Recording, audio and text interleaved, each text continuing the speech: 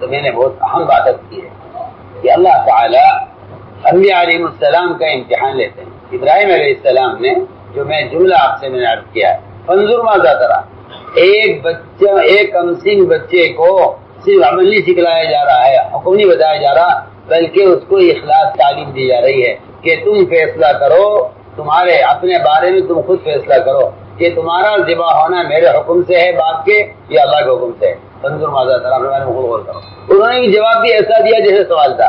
باپ نے کہا فانظر ماذا ترى، بیٹے نے کہا افعل ما تؤمر، یہ نہیں کہا کہ ابا جی آپ جانے، آپ کا اللہ جانے، میں تو تابع ہوں، کہ نہیں میں آپ کے تابع نہیں ہوں، میں اس امر میں اللہ کے تابع ہوں۔ افعل ما تؤمر کا مطلب یہ ہے کہ کسی اولاد کو اس کا حق نہیں ہے کہ وہ اللہ کے رسول کے معاملے میں اپنے والدین کی اطاعت کرے، اس کی گنجائش نہیں ہے۔ میں کہتا ہوں کہ کتنے کام ایسے ہیں جنہیں ہم یہ کہہ کے چھوڑ دیتے ہیں کہ والدین راضی نہیں ہیں، اور یہاں بچے کے ذبح ہونے کا مسئلہ ہے۔ آپ سوچیں، یہ میں آپ کو مثال عرض کر رہا ہوں کہ حال کے امر کے پورا کرنے کا درجہ یہ تھا کہ بیٹے نے جواب یہ دیا افعل ما تؤمر، آپ کو اختیاری نہیں کہا مجھ سے پوچھیں، آپ کو مامور ہیں، آپ تو مامور ہے اللہ کی طرف سے، جو حکم اسے پورا کیجیے۔ تو اللہ نے قرآن میں اس کو بلائے مبین کہا ہے۔ بلائے مبین یہ بہت کھلی ہوئی بڑا کھلا امتحان تھا اور بڑا سخت امتحان تھا۔ اگر ابراہیم علیہ السلام نے اس امتحان میں چھری چلائی ہے اپنے بیٹے پر، تو یہاں آپ صلی اللہ علیہ وسلم نے ایسی جماعت تیار کی۔ میں کچھ کہنا چاہتا ہوں، میری بات پر توجہ دیں اس جملے پر۔ اگر وہاں ابراہیم علیہ السلام نے حکم پورا کر کے بیٹے پر چھری چلائی ہے، آپ صلی اللہ علیہ وسلم نے ایسی امت تیار کی ہے کہ اگر باپ کی تلوار کے نیچے بیٹا آ گیا اور کفر پر ہے تو باپ کو اولاد کو قتل کرنے میں کوئی جھجک نہیں ہے۔ عبدالرحمن بن ابی بکر اسلامی لائے تھے اس وقت، کہتے ہیں عبدالرحمن بن ابی بکر صدیق کہ ابا جی آپ کئی مرتبہ میری تلوار کے نیچے آئے میدان میں، مگر میں نے باپ سمجھ کے چھوڑ دیا کہ باپ کو کیا قتل کروں، بوڑھا باپ ہے۔ انہوں نے جواب دیا بیٹے اگر تم میری تلوار کے نیچے آ جاتے میں تمہیں نہ چھوڑتا۔ اطاعت نے کفر اسلام کے درمیان اتنا فاصلہ کر دیا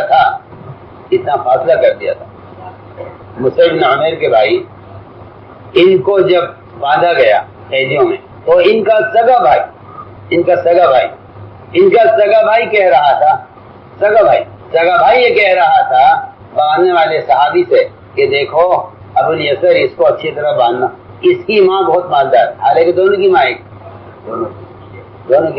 اس کو اچھی طرح باندھنا، اس کی ماں بہت مالدار ہے، اگر فدیے کی بات آ گئی تو تجھے اس کی ماں سے فدیہ بہت ملے گا، اس کو اچھی طرح باندھنا۔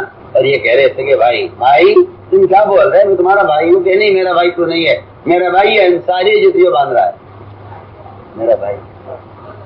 میں سوچتا ہوں، میں نے کہا اللہ تعالیٰ ایسے صحابہ کی جماعت کو ہر زمانے کے باطل پر کیوں نہ غالب کریں، جن کا اسلام کا رشتہ اپنے سگے بھائیوں سے زیادہ مضبوط ہو۔ سگے بھائی کے بارے میں کہہ رہے انصاری صحابی، سگے بھائی کے بارے میں کہہ رہے دیکھ بھائی اس کو اچھی طرح باندھنا مضبوط کر کے، ہاں اس کی ماں بڑی مالدار ہے، حالانکہ ان کی ماں ایک ہے۔ تو بھائی نے بنتے پوچھا سگے بھائی سے کیا میں تمہارا بھائی نہیں ہوں؟ کہا نہیں تم میرے بھائی نہیں ہو، میرا بھائی تو یہ انصاری ہے جو تمہیں باندھ رہا ہے، جس سے کوئی رشتہ داری نہیں ہے اس کو بھائی بتا رہے ہیں، جو سگا بھائی ہے اس کو باندھنے کی تاکید کر رہے ہیں۔ یہ بتایا گیا تھا کہ تمہارے درمیان اور کفر کے درمیان اتنا فاصلہ ہے۔ میں نے ایک مثال عرض کی کہ اللہ تعالیٰ یہ امتحان لیتے ہیں، تو میں نے عرض کیا کہ آپ صلی اللہ علیہ وسلم نے ایک فرد نہیں ایسی ایک امت تیار کی تھی جنہیں صاف دکھلا دیا کہ جو تعلق ہمارا اللہ کے رسول سے ہے وہ تعلق ہمارے کسی سے نہیں۔ آپ صلی اللہ علیہ وسلم نے ایک صحابی کو پکڑا جو اپنے باپ سے سب سے زیادہ محبت کرتے تھے، تمام پورے مدینہ منورہ میں ان سے زیادہ باپ کے ساتھ صلہ رحمی اور ان کا اکرام اور خدمت کرنے والا کوئی نہیں تھا۔ آپ ان کو پکڑ کے فرمائے جاؤ اپنے باپ کا سر کاٹ کے لاؤ۔ روایت میں ہے دوڑے، سنتے ہی بھاگے فوراً۔ فرمایا کہاں جا رہے ہو؟ کہ آپ کا حکم ہے، میں باپ کا سر لینے جا رہا ہوں، میں آپ سے پوچھوں گا نہیں کیا وجہ ہے، اگر میں وجہ معلوم کرتا ہوں آپ سے تو میرا یہ حکم پورا کرنا وجہ سے ہوگا، حکم سے نہیں ہوگا۔ آپ سوچیے آج مسلمان شریعت کے عام حکموں میں، آج مسلمان شریعت کے معمول کے حکموں میں بھی وجہ معلوم کرتا ہے، کہ اس حکم کی کیا وجہ ہے، اس سنت کی کیا وجہ ہے. اور میں سمجھتا ہوں کہ اس سے بڑی حماقت اور جہالت کوئی نہیں ہے کہ مسلمان کسی حکم کی حکمت معلوم کرے. آپ ذرا غور کیجئے، آپ اپنے محلے کے کلینک پر بیٹھنے والے ڈاکٹر سے اگر یہ کہیں کہ دوا آپ کیوں دے رہے ہیں، اس کی کیا ضرورت ہے، تو آپ کو پاگل کہے گا. آپ کو کیا مطلب ہے اس سے؟ ڈاکٹر میں ہوں، دوا میں لکھ رہا ہوں، آپ کو کیا مطلب ہے؟ سوچیے تو صحیح. آپ ڈاکٹر سے نہیں پوچھ سکتے دوا آپ کیوں لکھ رہے، وہ آپ کو پاگل کہے گا. اور آپ نبی سے سوال کریں اس بات کا کہ یہ حکم کیوں ہے اور اس سنت کی کیا وجہ ہے. کیا کروں، یہ زمانے کے لوگ احکام کی حکمتیں معلوم کر کے عمل کرتے ہیں کہ پہلے پتہ تو چلے اس سے کیا فائدہ ہے، اس کی کیا ضرورت ہے.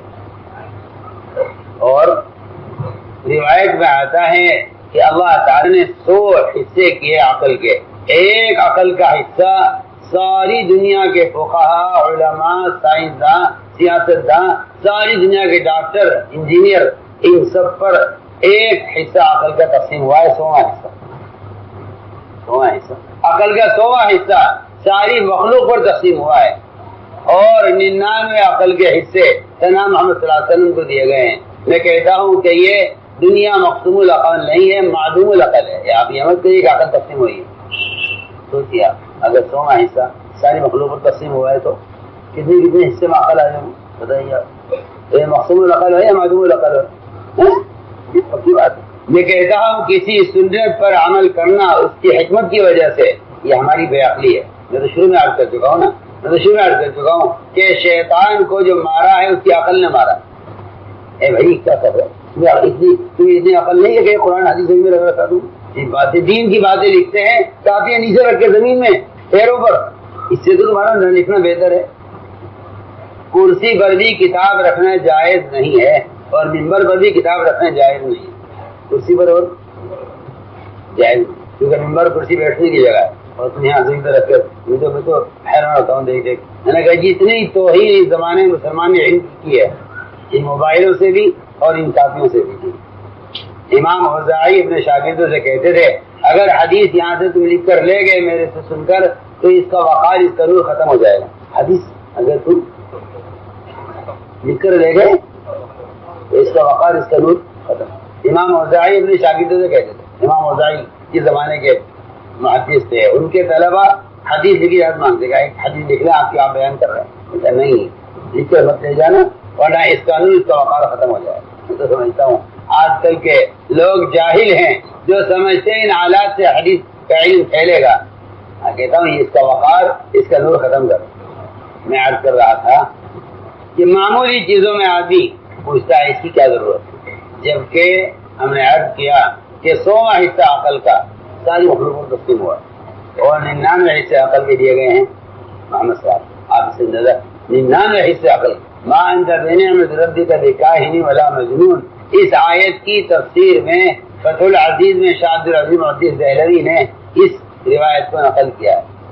فتح العزیز میں شاہ عبدالعزیز محدث دہلوی نے نقل کیا کہ آپ کمال عقل میں یہاں ہیں کہ آپ کو عقل کے 99 حصے دیے گئے. امام الانبیاء، امامت کا تقاضا یہی ہے اور آپ کی شریعت کے تمام شریعتوں کو منسوخ کرنے کا تقاضا یہی ہے. تقاضا یہی کہ آپ کے پاس عقل کے 99 حصے ہیں اور 100واں حصہ تقسیم ہوا ہے سب پر. اب سب کے سب معلوم العقل. میں نے عرض کیا کہ یہاں اللہ تعالیٰ امتحان لیتے ہیں کہ ہم دیکھنا چاہتے ہیں کہ یہ نبی کی کتنی بات مانتے ہیں. تو میں نے عرض کیا کہ صحابی کو حکم دیا آپ نے، اپنے باپ کا سر، وہ فوراً دوڑے کہاں جا رہے؟ یہ سر لے کے آتا ہوں باپ کا، آپ کا حکم ہے. آپ نے فرمایا ہم دیکھنا چاہتے تھے کہ محبت ہم سے زیادہ ہے یا باپ سے زیادہ ہے محبت. تو میں نے عرض کیا کہ جذبے کے خلاف حکم آئے گا. جذبہ اولاد کے ہونے کا ہے، حکم ذبح کرنے کا ہے. آگے سنیے، آپ صلی اللہ علیہ وسلم صحابہ کو لے کر پہنچے عمرہ کرنے کے لیے. عمرہ عبادت، عمرے کا جذبہ اور شوق مکے کو یاد کر کے صحابہ رویا کرتے. حدیبیہ جذبے کی قربانی کا موقع ہے، سب میں جذبہ عمرہ کرنے کا ہے. دعائیں کر کر کے صحابہ تمنائیں کر کر کے آج یہاں آئے. حکم ہی آ گیا اللہ کی طرف سے. اللہ کی طرف سے حکم تھا. عجیب بات ہے، اگر صرف حکم ہوتا کہ نہیں واپس جاؤ عمرہ نہیں کرنا ہے تو ٹھیک ہے، عبادت آپ کا حکم ہے، آپ کہیں گے تو کریں گے، آپ روک دیں گے تو رک جائیں گے. کیا بات. امتحان یہ نہیں تھا صرف کہ اللہ نے کہا واپس جاؤ، امتحان یہ تھا کہ ظاہری رکاوٹ کفار کی طرف سے کہ عمرہ نہیں کرنے دیں گے۔ اب صحابہ میں جذبہ کہ ہم ان کا مقابلہ کریں گے۔ آپ نے فرمایا کہ بھائی اللہ کا حکم میرے لیے یہ ہے کہ واپس جاؤ۔ ہم دیکھنا چاہتے ہیں اس وقت مشرکین کے مقابلے پر آ کر کون نبی کی بات کا انکار کرتا ہے اور کون جذبے میں آ کر عمرہ کرنا چاہتا ہے۔ آپ میری بات پر توجہ دیں، کون مقابلہ کر کے عمرہ کرنا چاہتا ہے اور نبی کی اپنے جذبے کو نبی کے حکم کے خلاف پورا کرتا ہے۔ کیا عرض کروں آپ سے، سب کا عمرہ کرنے کا شوق اور بالکل حرم کی حد تک پہنچ گئے حدیبیہ، لیکن وہاں سے مشرکین کی طرف سے رکاوٹ ظاہری طور پر اور اللہ کی طرف سے حکم کو واپس جاؤ۔ سنیے آپ، یہ ہے امتحان۔ ہم دیکھنا چاہتے ہیں کہ کون نبی کی اطاعت کرتا ہے اور واپس ہو جاتا ہے، اور کون یہ کہتا ہے کہ نہیں جی آپ کہہ رہے تو ٹھیک ہے ورنہ ہم دب کا صلح کرنے والے نہیں ہیں، ہم تو مقابلہ کریں گے۔ آپ نے فرمایا سہیل ابن عمر آ رہے ہیں، دیکھو بہت اہم کام کی بات ہے مولوی صاحب، دیکھو سہیل آ رہے ہیں، اب معاملہ آسان ہو جائے گا۔ آپ ان کے نام سے سہیل سہل آسانی، ان کے نام سے آپ نے فال نکالی۔ آپ سنیں، توجہ دینا بات پر، سہیل آ رہے ہیں معاملہ آسان ہو جائے گا۔ یہ معاملہ آسان ہونا یہ نہیں ہوتا کہ یہ ہمیں عمرہ کرنے دیں گے اور یہ ہمارے لیے راستہ نکال دیں گے، بلکہ میں سمجھتا ہوں کہ سہیل نے آ کر جو سخت شرطیں لگائیں آپ پر، رسول کافی ہے، ہم نہیں مانتے آپ کو رسول، لکھیے اس سال عمرہ نہیں کریں گے، لکھیے آپ کا آدمی آئے گا ہمارے پاس، ہم واپس نہیں کریں گے، ہمارا آدمی آپ کے پاس اگر چلا گیا مسلمان ہو کر بھی تب بھی آپ کو واپس کرنا پڑے گا۔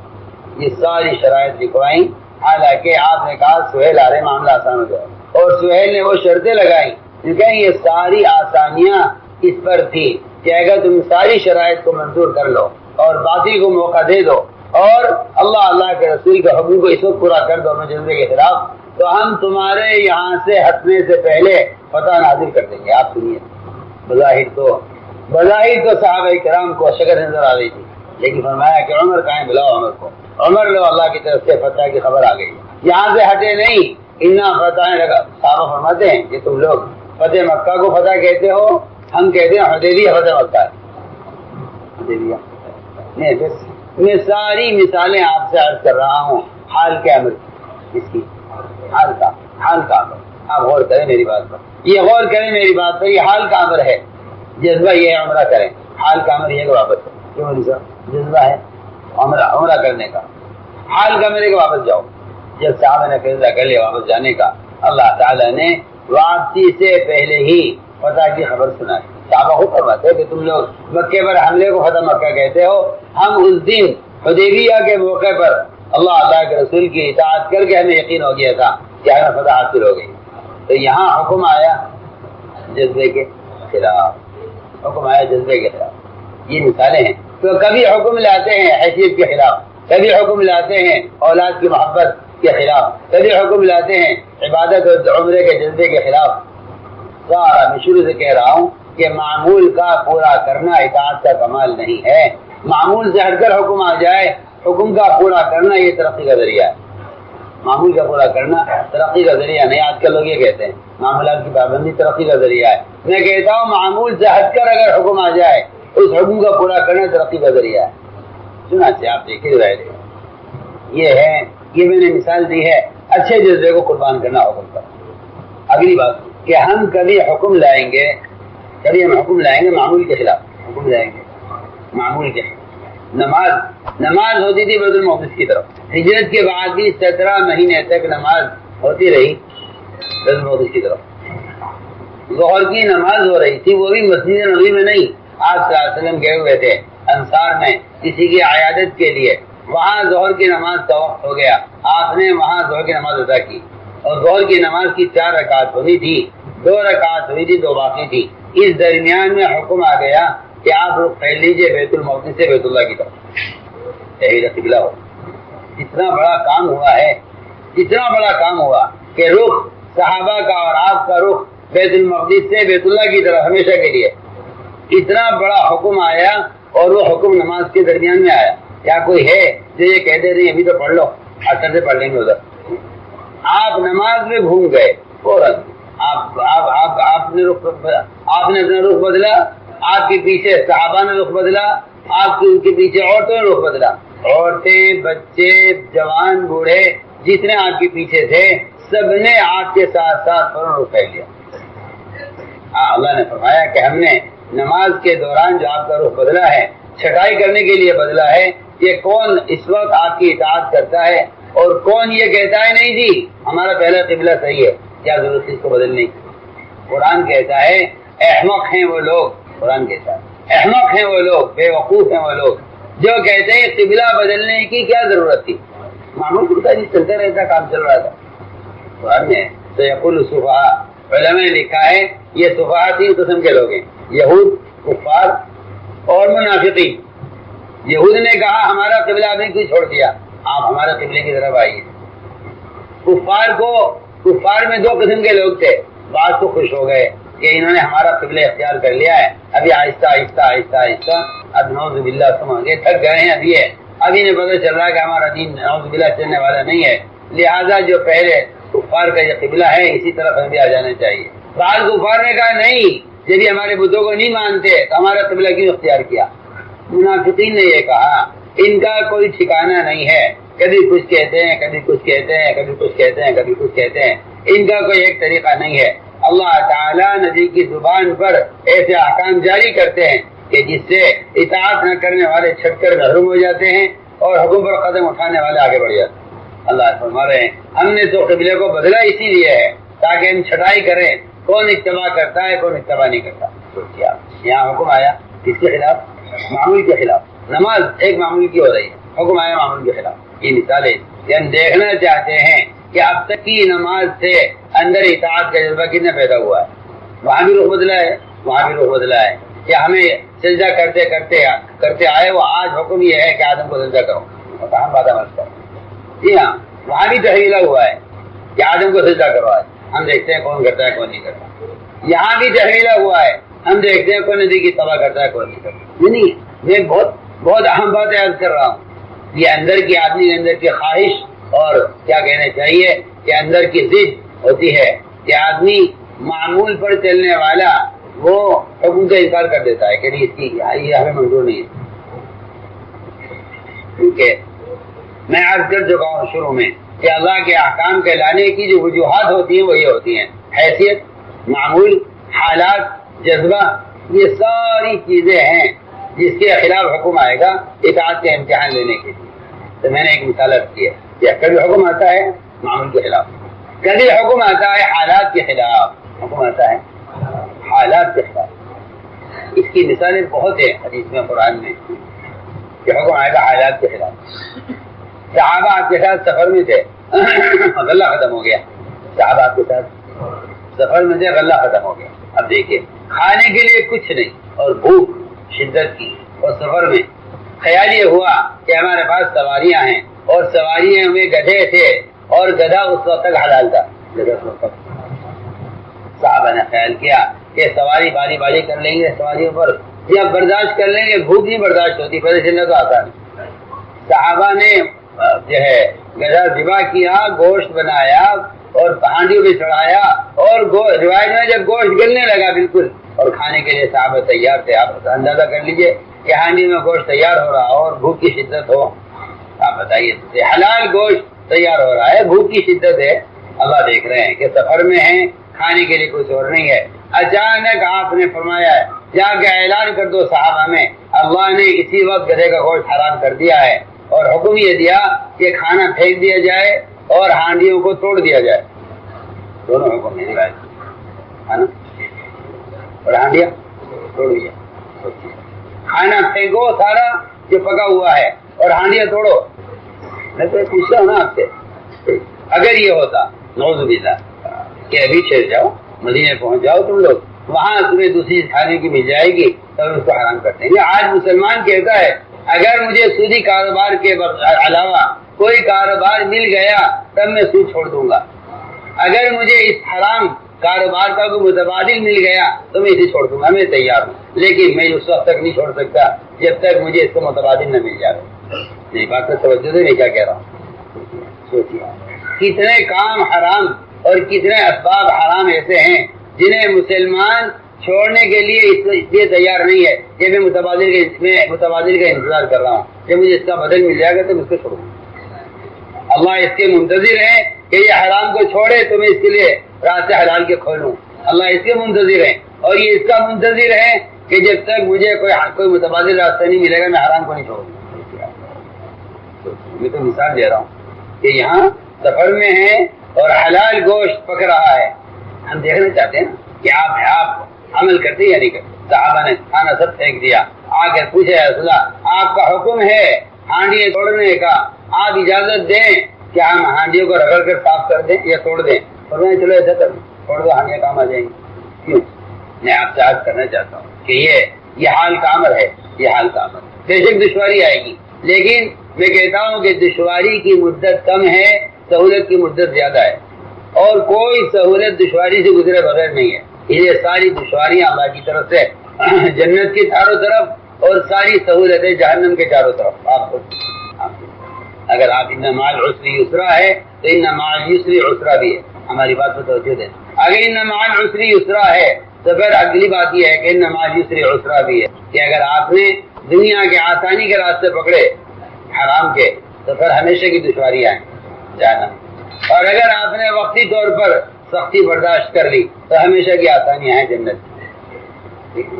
اللہ کا نظام ہے کہ اللہ جس کام کا حکم دیتے ہیں اس میں دشواریاں پیدا کرتے ہیں، جس کام سے روکتے ہیں اس میں سہولتیں مہیا کرتے ہیں۔ دیکھ لیجیے آپ پوری دنیا کا نظام دیکھیے، آپ بتا کر سود کی سہولتیں، جھوٹ کی سہولتیں، حرام چیز مہیا کرنے کی سہولتیں۔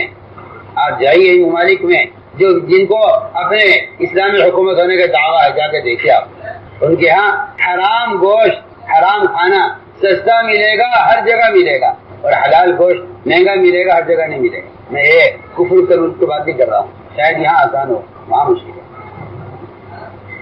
میرا یہ تجزیہ ہے کہ جو قوت اسلام کو کفر کے مقابلے میں ہے وہ قوت اسلام کی اسلام کے ماحول میں نہیں ہے۔ یہ میرا تجزیہ ہے۔ جو قوت اسلام کی کفر کے مقابلے میں ہے وہ قوت اسلام کی اسلام کے ماحول میں نہیں ہے۔ میری بات سمجھانا مشکل ہے، کیونکہ کفر کے ماحول میں آدمی دین کو بچانے کی کوشش کرتا ہے، اور عمل کے ماحول میں آدمی بے فکر ہو جاتا ہے، اور اس کے اندر شیطان یہ دعویٰ پیدا کر دیتا ہے کہ ہم اسلام ہیں، حالانکہ اسلامی حکومت کی اسلام نہیں کہتے، اسلامی حکومت کو اسلام نہیں کہتے، اسلام تو کامل اطاعت کو کہتے ہیں۔ جہاں یہ اس بات کا یہ اطمینان ہے کہ ہم اسلامی حکومت ہیں وہاں حرام کی سہولتیں زیادہ ہیں۔ میں نے ایک بات عرض کی ہے کہ اللہ تعالیٰ ایک رخ پر چلتے اچانک حکم لاتے ہیں۔ جو صحابہ میدان کو فتح کرنے کے قریب ہو جاتے تھے، اسی کئی مثالیں، حضرت خالد رضی اللہ تعالیٰ عنہ جب محنت کرتے بالکل فتح کے کنارے پہنچنے لگے اور ان کے نام فتح ہوتی، فاتح یہ کہلاتے، اچانک حکم آ گیا کہ خالد معذور ہو جائے۔ اچانک ہم دیکھنا چاہتے ہیں، بہت محنت کر رہے ہیں، میدان میں بڑی محنت کر رہے ہیں، اچانک حکم آ جائے اگر کہ آپ معذور ہیں تو ہم دیکھنا چاہتے ہیں کہ آپ کا دل سوچ کیا کہتا ہے۔ اگر آپ خوش ہیں تو ہم آپ سے اگلا بڑا کام لیں گے، اور اگر آپ ناراض ہیں تو آپ کو مجبور ہو کر میدان چھوڑنا پڑے گا۔ ہم بہت عام بات کر رہے ہیں۔ حضرت عمر رضی اللہ تعالیٰ نے حضرت خالد کو معذور کیا، عین وقت پر جب معذور کر دیا تو ان کے دوست تھے علقمہ ابن علاقہ، بہت مزے کا قصہ ہے، دھیان سے سننا یاد کریں۔ ان کے دوست تھے علقمہ ابن علاقہ، حضرت خالد کے دوست، انہیں برا لگا کہ میرے دوست کو معذور کر دیا عمر نے۔ خیر رات کے اندھیرے میں حضرت علقمہ کی ملاقات ہوئی حضرت عمر سے، اور شکل صورت لہجہ حضرت عمر کا حضرت خالد کا ایک سا تھا۔ علقمہ سمجھے کہ خالد ہے، وہ تھے عمر، وہ تھے حضرت۔ علقمہ نے بات شروع کی، او خالد یہ جو عمر ہے نا، عمر اس نے تجھے جو معذور کیا ہے صرف تنگ دلی اس کی تنگ نظری ہے، اور یہ عمر نے اچھا نہیں کیا، اور میرا ارادہ تھا کہ عمر سے کہوں گا المؤمنین سے کہ میرے بھتیجے کی کچھ مدد کر دو، مگر اب جب وہ اتنا تنگ دل ہے، اتنا تنگ نظر ہے کہ اس نے تمہیں معذور کر دیا، تو اب میں نے بھی سوچ لیا ہے کہ نہیں، مجھے اپنے بھتیجے کے لیے عمر سے مال کا سوال نہیں کرنا ہے۔ جس تمہارے ساتھ یہ کیا انہوں نے تو ہمیں کیا دے گا؟ یہ ساری بات رات کے اندھیرے میں حضرت علقمہ کی کس سے ہو رہی؟ حضرت عمر سے ہو رہی، اور وہ خالد خالد کر کے بات کر رہے ہیں، سنتے رہے عمر، ساری بات حضرت عمر نے سنتے رہے۔ حضرت عمر نے پوچھا، آواز حضرت خالد کسی تھی بالکل، اور ادھر انہیں بھی یقین تھا کہ خالد ہے۔ حضرت عمر نے پوچھا، علقمہ یہ بتاؤ، اگر تمہارا امیر یہ عمر تمہارا حق نہ دے، تمہارے ساتھ زیادتی کرے، تمہاری مدد نہ کرے، تمہارا خیال نہ رکھے، تو تم کیا کرو گے؟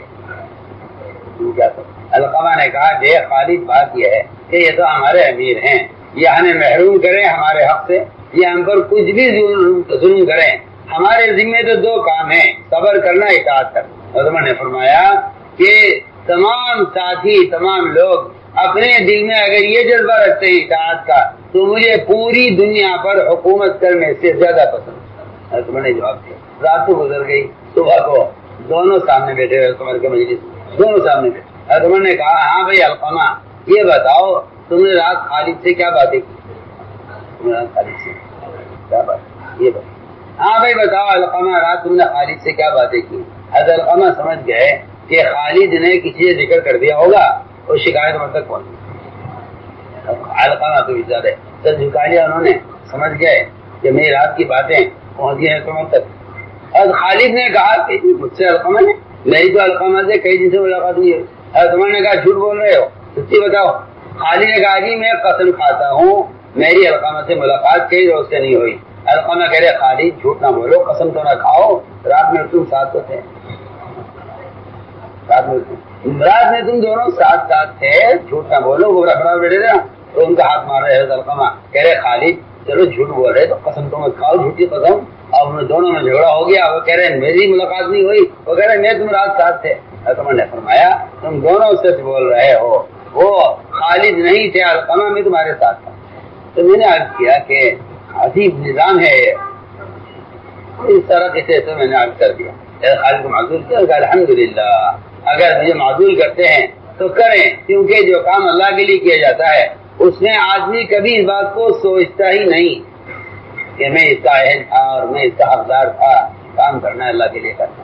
تو میں اس کی مثال دے رہا ہوں کہ آدمی جب کوشش میں لگا بالکل منزل جو پہنچنے لگتا ہے تو دیکھا جاتا ہے کہ اب تک کی یہ ساری محنت اخلاص سے ہوئی ہے نہیں، ہاں آخر میں جا کر امتحان ہوتا ہے عمل کا۔ یا فرمایا نا، انہیں میں اعتبار خواتین، یہ اعتبار تو خاتمے کا ہے، اعتبار تو خاتمے کا ہے نا، یہ خاتمے کس پر ہوا؟ تو میں نے عرض کیا کہ اس کی بھی ایک مثال، ایک ہوتا ہے کلب معلم، جسے کہتے ہیں سدایا ہوا کتا شکاری، اس کو لوگ سداتے ہیں کتے کو، اور سدا کر پھر اس کے ذریعے جنگل میں شکار کرتے ہیں، پرندوں کا بھی کرتے ہیں اور بھی جانوروں کا شکار کرتے ہیں۔ شریعت نے کچھ شرائط رکھی ہیں اس کا شکار حلال ہونے کے لیے، جس میں پہلی بات یہ ہے کہ یہ کتے کو اگر بھیجتے ہیں شکار پر تو بسم اللہ پڑھ کے روانہ کریں، اگر آمدن بسم اللہ چھوڑیے تو شکار حلال نہیں ہوگا۔ اگلی بات یہ ہے، شرط یہ ہے کہ یہ کتا جب شکار کو پکڑ لے تو لا کر مالک کو دے، اگر اس میں سے کتے نے کھا لیا تو یہ شکار حرام ہو گیا۔ یہ آپ کو کتا امانت دار نہیں ہے، سنیے باپ، امانت داری ایسی چیز ہے، امانت داری ایسی چیز ہے، اگر کتا بھی آپ کے ساتھ امانت داری نہیں کرتا ہے تو اس کی بھی کمائی آپ کے لیے حلال نہیں۔ تیسری شرط یہ ہے، تیسری شرط بہت بڑی سخت ہے، جب آپ نے اس کتے کو بھیجا شکار کی طرف اور یہ دوڑ رہا تھا، ابھی شکار کے قریب جا رہا تھا کہ آپ نے اس کتے کو روکنے کی آواز نکالی، مالک نے روکا، اس کو اس کی آواز ہوتی ہے، اگر وہ آپ کی آواز پر رک جائے تو شکار کو چھوڑ دے کہ نہیں، مالک کا حکم یہ ہے کہ واپس آ جائے۔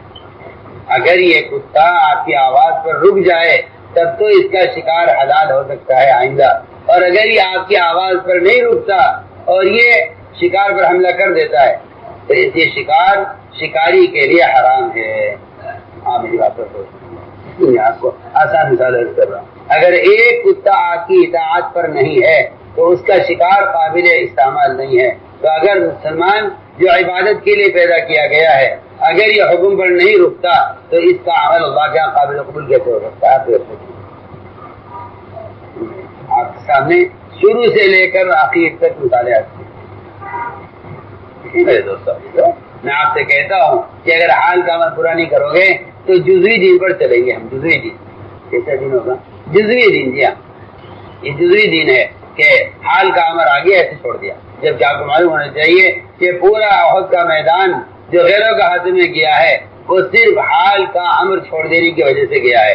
حال کا امر یہ تھا کہ جمع رومات سے ہٹنا نہیں ہے، انہوں نے حال کے امر کو ضائع کر دیا۔ حال کے امر کو آپ امیر صاحب آپ کو اس وقت زیادتی کر رہے ہیں ہمارے ساتھ، دیکھیے دوسرے سے مال غنیمت